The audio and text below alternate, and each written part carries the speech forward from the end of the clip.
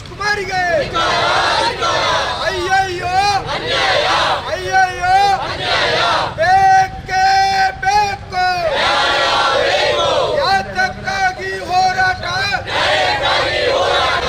Congress party के बोलो राहुल गांधी के बोलो सिद्धरामैया के बोलो डीके शिवकुमार के ನಿತೀಶ್ ಕುಮಾರಿಗೆ ಕಾಂಗ್ರೆಸ್ ಪಾರ್ಟಿ ಕಿ 17ನೇ ತಾರೀಕು ಬುಧವಾರ ನಾವು ಜಿಲ್ಲಾ ಕಾಂಗ್ರೆಸ್ ಸಮಿತಿ ಅಲ್ಪಸಂಖ್ಯಾತರ ವಿಭಾಗದ ನಾನು ಅಧ್ಯಕ್ಷ ಆಗಿದ್ದೀನಿ, ಸೈಯದ್ ವಾಹಿದ್ ಅಡ್ಡು.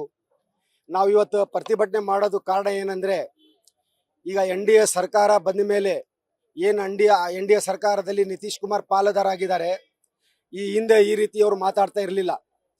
NDA ಸರ್ಕಾರದಲ್ಲಿ ಮರ್ಜ್ ಆದಮೇಲೆ ಅವ್ರು ಪದೇ ಪದೇ ಅಲ್ಪಸಂಖ್ಯಾತರಿಗೆ, ಮಹಿಳೆಯರಿಗೆ, SC/ST ಜನರಿಗೆ ಎಲ್ಲರಿಗೆ ಅವಮಾನ ಮಾಡೋದು ಇವ್ರದ್ದೊಂದು ಅಭ್ಯಾಸ ಆಗಿಬಿಟ್ಟಿದೆ. ಮೊನ್ನೆ ಇತ್ತೀಚೆಗೆ ಒಂದು ಮುಸ್ಲಿಂ ಮಹಿಳೆ ಡಾಕ್ಟರ್ ಅವರಿಗೆ ಜಬರ್ದಸ್ತಿ ಕೈಯಿಂದ ನಕಾಬನ್ನು ಎಳೆದು ಹಾಕಿದ್ದಾರೆ, ಹಿಜಾಬ್ ತೆಗೆದು ಎಳೆದು ಹಾಕಿದ್ದಾರೆ. ಇವರಿಗೆ ಯಾರು ಅಧಿಕಾರ ಕೊಟ್ಟಿದ್ದಾರೆ? ಜನ ಅಧಿಕಾರ ಮುಖ್ಯಮಂತ್ರಿ ಹಾಕಿ ಕೊಟ್ಟಿದ್ದಾರೆ. ಅವ್ರಿಗೆ ಹಿಜಾಬ್ ತೆಗೆಯೋದು ಯಾರಂತ ನಮಗೆ ಅರ್ಥ ಆಗ್ತಲ್ಲ.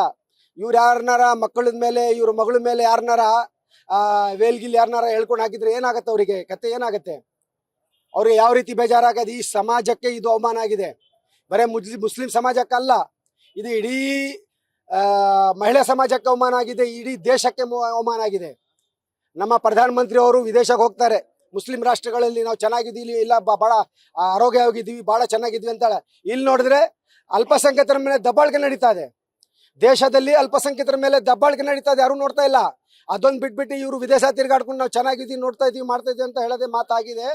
ಇದು ಪದೇ ಪದೇ ನಮ್ಮ ಎಲ್ಲ BJP ಲೀಡ್ರಿಂದ ಹಿಡಿದು NDA ಲೀಡರ್ ಎಲ್ಲ ಬರೇ ಪದೇ ಪದೇ ಮಾತೆತ್ರೆ, ಬೆಳಗಿನ ಜಾವ ಆದರೆ ಬರೇ ಹಿಂದೂ ಮುಸ್ಲಿಂ ಅದೇ ಕತೆ ಆಗದ್ಬಿಟ್ಟು ಅಭಿವೃದ್ಧಿ ಬಗ್ಗೆ ಯಾರು ಗಮನ ಕೊಡ್ತಾ ಇಲ್ಲ. ಯಾವನು BJP ಲೀಡರ್ ಆಗಲಿ, NDA ಲೀಡರ್ ಆಗಲಿ ಅಭಿವೃದ್ಧಿ ಬಗ್ಗೆ ಯಾರು ಮಾತಾಡ್ತಾ ಇಲ್ಲ. ಬರೇ ಮಾತಾಡಿದ್ರೆ ಹಿಂದೂ ಮುಸ್ಲಿಂ ಜನದ ವೇಷ ಬೀಜವನ್ನು ಹುಟ್ಟಾಕ್ಸ್ತಾ ಇದ್ದಾರೆ. ಈ ರಾಜಕೀಯ ಸರಿ ಇಲ್ಲ. ನಾವು ಹೇಳೋದೇನಂದ್ರೆ, ನಿತೀಶ್ ಕುಮಾರ್ ಅವರು ಹಿಜಾಬ್ ತೆಗ್ದು ಹಾಕಿದ್ದಾರೆ, ಕೂಡಲೇ ಅವ್ರ ಸ್ಥಾನಕ್ಕೆ ರಾಜೀನಾಮೆ ಕೊಡಬೇಕು. ಅಲ್ಲಾದ್ರೆ ಆ ಮಹಿಳೆಗೆ ಅವರು ವೈಯಕ್ತಿಕವಾಗಿ ಕ್ಷಮೆ ಕೇಳಬೇಕು, ನನ್ನ ಕಡೆಯಿಂದ ತಪ್ಪಾಗಿದೆ ಅಂತ. ಅಲ್ಲಿ ರಾಷ್ಟ್ರಪತಿಗೆ ನಾವು ಮನವಿ ಕೊಡ್ತಾ ಇದೀವಿ, ಇವತ್ತು ರಾಷ್ಟ್ರಪತಿಗೆ ಮನವಿ ಕೊಡ್ತಾ ಇದೀವಿ, ಅವ್ರು ವಜಾ ಮಾಡಿಸಿ ಮತ್ತೆ ಆ ಮಹಿಳೆಗೆ ಕ್ಷಮೆ ಕೇಳಬೇಕಂತ ನಾನು ಕೂರ್ಕೊಳ್ತೀನಿ. ಅವ್ರು ಇಷ್ಟೇ ಹಿರಿಯ ವಯಸ್ಸವರು, ನಾವು ರೆಸ್ಪೆಕ್ಟ್ ಕೊಡ್ತೀವಿ, ಮುಖ್ಯಮಂತ್ರಿಗೂ ರೆಸ್ಪೆಕ್ಟ್ ಕೊಡ್ತೀವಿ, ಅವ್ರಿಗೂ ರೆಸ್ಪೆಕ್ಟ್ ಕೊಡ್ತೀವಿ. ಈ ರೀತಿ ಮಹಿಳೆಯವರಿಗೆ ಪದೇ ಪದೇ ಅವಮಾನ ಮಾಡೋದು ನಾವು ಸಾಯಿಸಲ್ಲ.